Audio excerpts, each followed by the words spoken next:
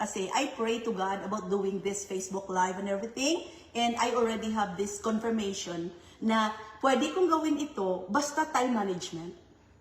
Brothers and sisters, lahat ng mga nagre-reels, gumagawa ng business na to, nothing wrong with that. Kasi maganda yan, may pangarap tayo to be the best version of ourselves, to give contribution to the world in a positive way. Pero ang tandaan lang natin, meron tayong gauge. At ang thing na lagi kong nire-remind sa sarili ko pag magawa ko ng mga reels and everything, there's three things. Always, I remind myself. Kasi ayaw kong ma-fall sa idolatry. Idolatry kasi, brothers and sisters, is anything that you put ahead of God. So, kung nagre-reels ka man, at puro ka na lang reels, hindi ka na nag-aaral ng Biblia, hindi ka na nagdadasal, that's idolatry. That's a form of little gods right there in sa life natin. So, masama yan. I-destroy ni God yan. So, sabi ko sa anak ko, I always remind myself every day, first of all, when I wake up in the morning, put God first. Kailangan talaga, magpipray ako kay God. Kailangan talaga, mag-spend time ako kay God. Kailangan talaga, meron talaga akong quiet time. Okay? So, kailangan I have to get revelation from God. Basa ako ng Biblia, and then I have to get a revelation. Number 2, nire-remind ko sa sarili ko, is to always have a passion to love and serve my husband and my family. Okay? Kailangan, kahit nagre-reels ka, hindi mo pwedeng i-eat sa puwera yung family members mo. Baka mamaya, reels ka ng reels niyan, hindi ka na nagluto, hindi ka na naglaba. Naku, masisanti ka, anak.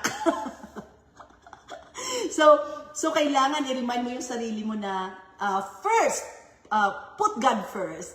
Pagkatapos niyan, kailangan yung passion mo. O diba, Tita Lilia, nakita ko yung picture mo, sweetie, loving, that's really good ha. Habang tumatanda tayo, dapat talaga nagiging sweetie tayo. Of course, hindi mawala mga drama-drama. Pero do something para to make your relationship even sweeter than before. Okay? Kasi, masakit mang isipin, brothers and sisters, at 53 years old, medyo nandun na tayo sa medyo dolo na ng buhay natin. Ilang taon na lang tayo, brothers and sisters, di ba? Pero, hindi natin iniisip yun. Kasi it's the quality of life na kailangan nating ipagpo-focusan. So, paano ka magkaroon ng quality of life? First of all, put God first. Magbasa ka ng Biblia. Meditate on it day and night, right? Unahin talaga yan. Paggising mo talaga. Kahit isang verse lang, magmuni-muni ka, kapatid. Okay? Number 2, kailangan mainit ang pagmamahal sa asawa. Huwag pa labnaw. Pag nakikita mo na medyo napaprioritize mo na yung mga bagay kaysa sa asawa mo, ay bumalik ka, anak. Bumalik ka. Nawawala ka. Hindi pwedeng i-prioritize yung iba. After God, asawa. After asawa, mga children. Okay? Mali din yung mga husband and wife na nagsasabi na, may anak na ako, yan mo na lang yung asawa. Marami pang pwedeng asawahin. Yung anak, anak ko yan. Hindi pwede. Yung order ni God, love God first, and then second, mga kapatid, asawa, hindi anak. Kasi yung anak, mga kapatid, they are temporary assignment, ha? Pag 18, especially dito sa Amerika, at 18 years old, lumilipad na yung mga bata. O lumilipat na sila na ibang bahay, they wanna be independent. Kahit 5, 6, 10 yung anak mo, pagdating nila sa tamang edad, iiwanan kayong dalawa. Kayo na lang natira. Okay? So, children are temporary assignment. So, see to it, yung kasama mo sa pagtanda, hindi mo yun iniit sa puwera. Inaalagaan mo yun, minamahal mo talaga. Kasi biruin mo, siyang kasama mo habang sa pagtanda, inaaway mo siya. What a miserable life it is! O, diba? Kaya, ako talaga, sa pagising ko, hello Luz, Benter, how are you?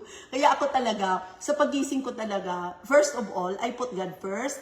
Pagkatapos niyan, kay God, hi Lynn! Okay, so pagkatapos kay God, talagang naghahanap talaga ako ng papasalamatan sa asawa ko.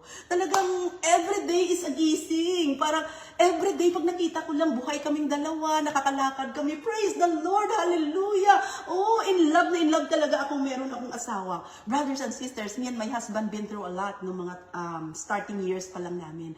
Pero na-realize ko na, salamat talaga, hindi tayo bumigay doon sa mga trials. Kasi kapag pala ganito na yung edad mo, mga 53 na ako, brothers and sisters, na-realize mo talaga, asawa is a gift from the Lord. Pag medyo masakit-sakit na yung mga legs mo, yung mga balakang mo, di ba?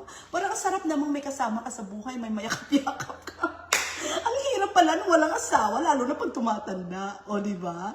So, yun brothers and sisters, walang problema, gumawa ka ng reels mo, mag-Facebook business ka, basta i-manage mo yung time mo. First of all, put God first. Magbasa ka ng Biblia. Si Tess, pag nagsasabi na put God first, it's not just praying na, Lord, help me today. No. Put God first. Read the Word of God day and night. Yan kasi yung manual natin para mag-guide tayo sa direction ng life na gusto ni God para sa atin. Yung the best life, yung fruitful, yung bountiful, yung productive, yung fullness of life. Yun yung pangako ni God sa Biblia. So kung hindi ka magbabasa ng Word of God, brothers and sisters, para kang walang map quest sa buhay. So pwede ka rin namang mamuhay, pero parang hindi mo matutumbok yung life talaga, yung quality of life na gusto ni God. Na may life, may peace, may joy, love, and contentment. So ayun, brothers and sisters, walang problema, mag-Facebook tayo, mag-reels.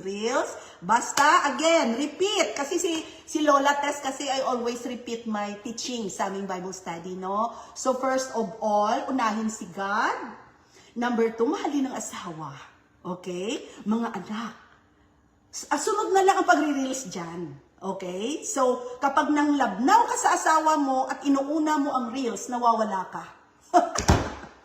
Okay? Pang naglabnaw ka sa asawa mo at inuna mo yung reels, nawawala ka. Tumigil ka sa pagre-reels mo, makinig ka sa Diyos, mahalin mo yung asawa mo, pagsilbihan mo siya. Kailangan kung excited kang mahalin ng Diyos, excited ka rin sa asawa mo. Excited kang magsilbi. Okay? Hindi yung patay-patay, brothers and sisters, ha?